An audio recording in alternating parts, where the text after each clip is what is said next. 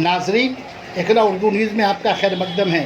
मैं हूं हैदर अली। बंगाली भाइयों का सबसे बड़ा त्यौहार दुर्गा पूजा उत्सव जो बंगाल में आन बान शान से मनाई जाती रही है, जिसमें हर मजहब और मिलत के लोग मिलजुल कर मनाते रहे हैं।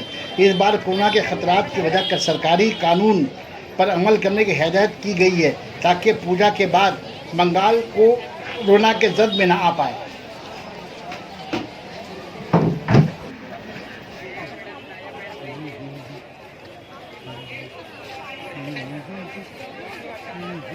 এক বছরের